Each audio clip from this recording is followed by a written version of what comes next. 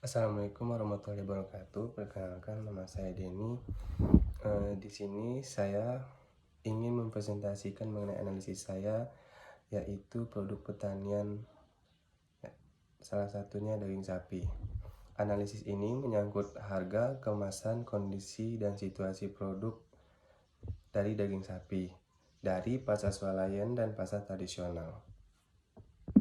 Baik, untuk yang pertama itu ada perbedaan dan persamaan harga dari pasar swalayan dan pasar tradisional. Untuk pasar swalayan itu umumnya produk daging sapi menggunakan label price dan sudah ada harga berat besi yang sudah disediakan oleh dari pihak pasar swalayan, dan di bagian label code terdapat tercantum nama toko. Dari bagian label tersebut dimasukkanlah ada yang namanya barcode. Untuk di swalayan, pasar swalayan, daging sapi hanya bisa dibeli sesuai yang sudah ditimbang, tidak bisa request harga. Harga daging sapi cenderung lebih murah di pasar swalayan karena untuk daging sapi itu produknya sudah disimpan untuk beberapa hari. Jadi hal itu memungkinkan harga daging sapi lebih murah. Sedangkan di pasar tradisional, yang pertama tidak menggunakan label price. Jelas karena di pasar tradisional tidak menggunakan label price. Hanya menggunakan sistem manual hitungan saja. Berat bersih tidak diketahui, namun berat bersih bisa ditimbang melalui timbangan manual. Tidak ada nama toko, hanya ada satu tempat untuk penjualan daging sapi. Jadi tidak menggunakan nama toko. Tidak ada namanya barcode karena sistemnya timbangan langsung. Menggunakan timbangan manual untuk mengetahui berat bersih dari suatu berat daging sapi. Bisa request harga termasuk dari harga 25.000, 50.000, dan 100.000, dan juga bisa per kilo. Harga lebih mahal karena cenderung daging sapi di pasar itu lebih segar dibanding pasar swalayan.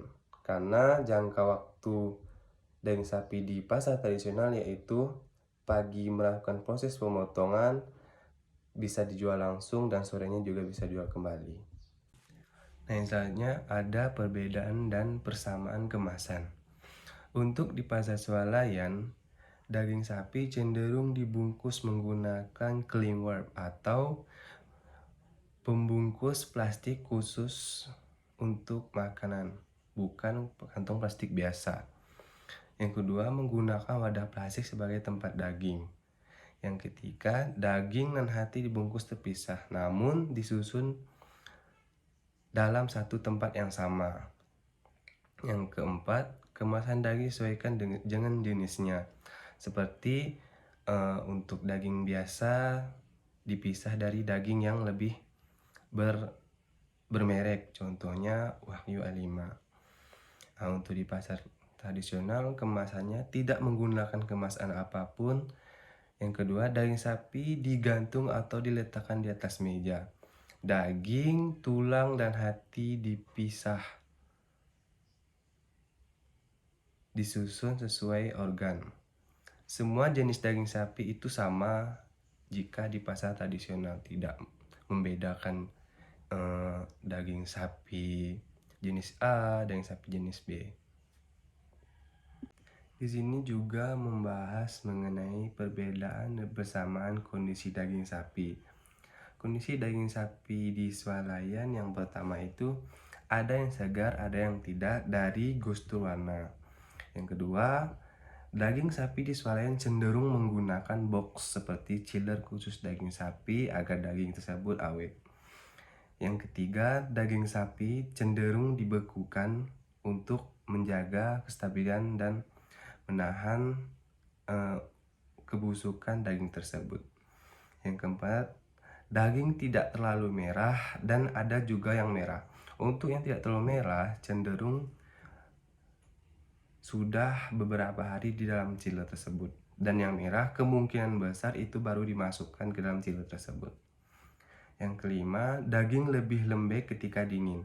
Untuk perbedaan daging sapi pasar tradisional dan pasar swalayan, daging di pasar swalayan itu jika dingin cenderung lembek dan mudah untuk dipotong karena daging tersebut sudah beberapa hari di toko tersebut. Sedangkan kondisi daging di pasar tradisional, yang pertama itu daging cenderung segar karena proses pemotongan itu dilakukan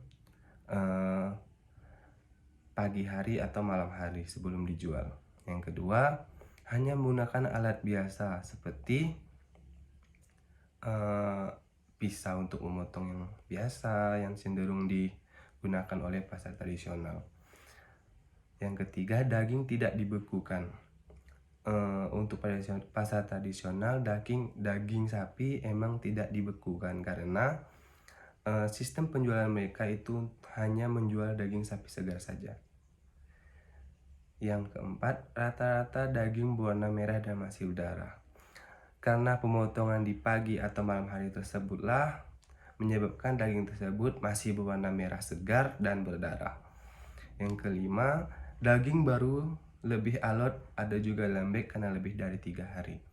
Untuk daging baru, jika dipotong atau dibandingkan dengan pemotongan di pasar swalayan, daging sapi di pasar tradisional lebih alot atau susah dipotong karena daging tersebut lebih segar.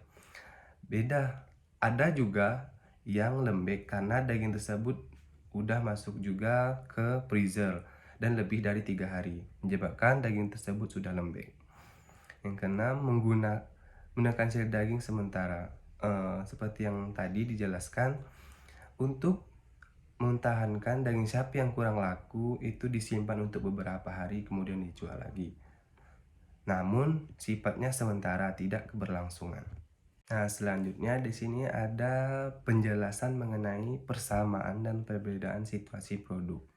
Situasi daging di pasar swalayan, yang pertama, daging cenderung lama dalam penjualan karena dinilai kurang segar. Banyak masyarakat yang lebih memilih daging sapi di pasar tradisional dibanding pasar swalayan karena banyak masyarakat menilai bahwa daging di swalayan itu kurang segar. Maka dari itu mereka cenderung memilih daging di pasar tradisional. Yang kedua, kalah dengan produk lain yang berada di sekitar daging. Nah, daging sapi tersebut kalah dari produk lain yang lebih murah dibanding produk daging sapi tersebut. Karena banyaknya pilihan, daging sapi tersebut cenderung tidak kelihatan atau tidak terlalu mencolok untuk dipilih masyarakat. Yang ketiga, pelanggan sedikit dan berjalan sehari menyebabkan daging kurang laku. Untuk hal ini beda nih dengan pasar tradisional yang cenderung hanya menjual satu waktu. Contohnya pagi dan sore. Sedangkan di pasar swalayan itu menyebabkan daging kurang laku ialah proses pemasarannya cenderung lama. Yang pertama, 1 hari sebelum pemotongan atau 3 hari sebelum pemotongan daging sapi baru dipasarkan di pasar swalayan. Nah, tersebutlah banyak membiarkan daging sapi tersebut berlarut-larut sehingga dinilai kurang laku. Yang keempat, pilihan daging sapi sedikit. Untuk di pasar swalayan itu pilihan daging sapi itu cenderung sedikit. Hanya ada beberapa organ, contohnya hanya ada daging dan hati saja yang diproduksi oleh pasar swalayan tersebut. Untuk situasi daging di pasar tradisional, yaitu yang pertama, daging cenderung cepat laku karena dinilai lebih segar. Hal tersebut dapat dibuktikan secara langsung karena daging segar lebih cenderung dipilih oleh masyarakat untuk dikonsumsi dan mudah diolah. Yang kedua, hanya satu tempat penjual daging sapi, tidak campur dengan produk lain. Nah, untuk di pasar tradisional itu sistemnya sendiri-sendiri untuk pelayanan produk. Yang pertama, hanya ada satu penjual daging sapi, tidak tercampur dengan produk lain. Yang Ketiga, pelanggan ramai di waktu pagi dan sore menyebabkan ramai pembeli.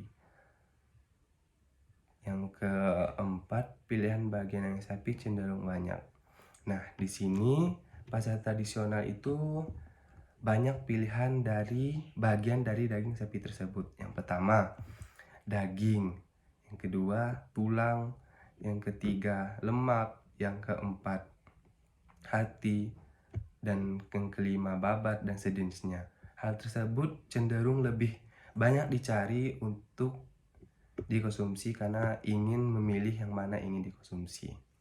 Nah, inilah perbedaan antara daging sapi di pasar swalayan dan pasar tradisional. Lihat di sini pasar swalayan cenderung menggunakan pembungkus plastik dan dikasih label. Sedangkan di pasar tradisional itu hanya digantung polosan seperti ini saja tanpa ada pembungkus dan bantuan alat lain. Nah, hal tersebutlah yang menjadikan perbedaan antara produk swalayan dan produk pasar tradisional dalam proses pemproduksian atau penjualan barang yang sejenis daging sapi tersebut. Mungkin segitu saja untuk penjelasan mengenai produk pertanian daging sapi dan mengenai perbedaan-perbedaan yang ada di produk swalayan dan pasar tradisional yang menyangkut harga, kemasan, kondisi, dan situasi produk daging sapi. Sekian, terima kasih. Assalamualaikum warahmatullahi wabarakatuh.